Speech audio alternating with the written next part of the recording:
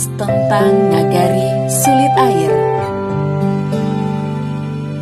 Sahabat, Sulit Air hanyalah sebuah desa jauh di pelosok rimba Minangkabau. Hampir 100 km ditempuh dari kota Padang, Sumatera Barat. Negerinya cukup gersang, apalagi airnya banyak yang tidak ditemukan. Namun jangan sangka dulu jika membayangkan negerinya sangat keterbelakangan dibandingkan dengan desa-desa yang lainnya yang ada di Nagari Minangkabau.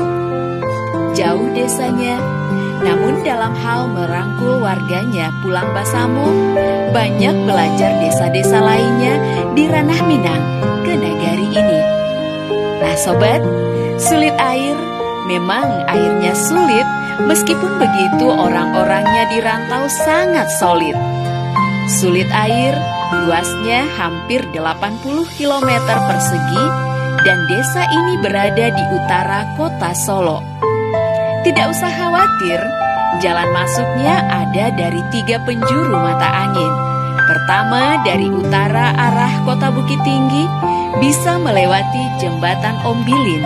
Sebelah kiri ada jalan 17 km lagi melintasi Nagari Bukit Kandung. Kedua, dari barat arah Kabupaten Solo melewati melalui jalan lintas Sumatera. Ketika sampai, kelihatanlah Danau Singkara. Ada lintas jalan ke kanan sepanjang 16 km ke atas melewati rumah Bapak Suhardi Alius, Kepala BNPT, yakni Nagari Tanjung Alai. Nah sobat, ketiga dari selatan kota Solo melintasi pacuan kuda Ampang Kualo, ada 28 km menuju desanya Bapak Rainal Rais ini. Nah sahabat, apa yang membuat Nagari atau desa ini menjadi percontohan buat desa-desa yang lainnya? Wow, SAS, tapi ini bukan badan intelijen rahasia dari Britania sana loh. SAS di sini adalah kependekan dari SAS, Sulit Air Sepakat.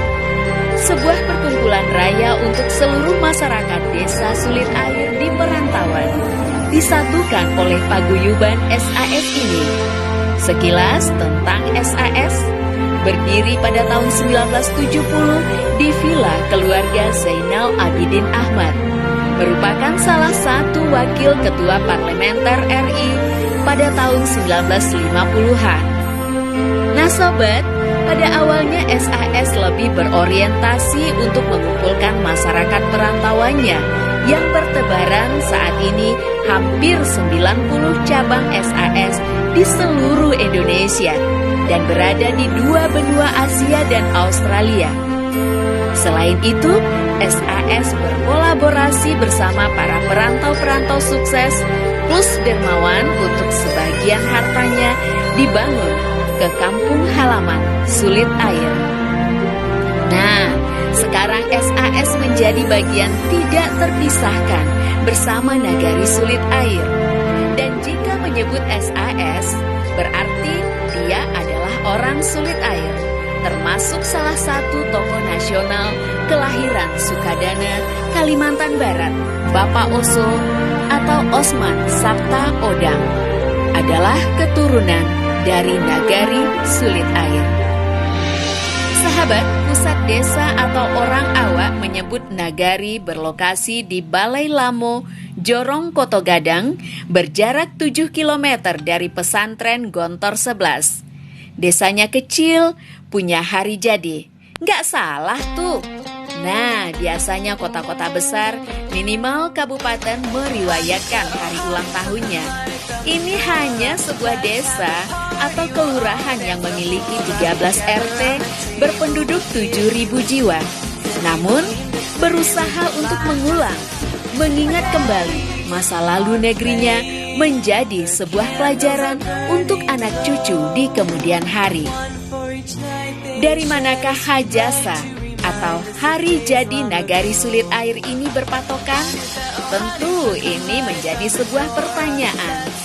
Kalau didalami flashback, dilihat dan dianalisis oleh sejarawan dari Sulit Air serta peristiwa yang ada di Minangkabau saat ini, sebagian orang menyebutnya cikal bakalnya meletusnya Perang Padri bermula dari sini.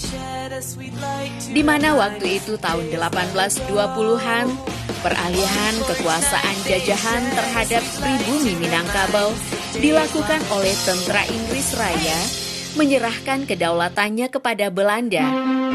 Tentara Kompeni dengan gagahnya menempatkan pasukan artileri dan salah satu benteng pertama di Nagari Simawang.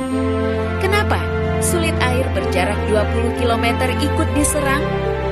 Satu pertanyaan lagi, karena desa ini terdapat embrio-embrio pejuang Padri yang tidak mau tunduk terhadap kesepakatan para raja dan penjajah pada waktu itu. Di desa ini pula, dormitori Padri berkumpul. Bala tentara yang lengkap, Belanda berulang kali menggempurnya, hingga terjadi tewasnya kedua belah pihak cukup banyak. Dari sinilah para sejarawan Sulit Air mengangkat momen gempuran Belanda menjadi sebuah ingatan di kemudian hari.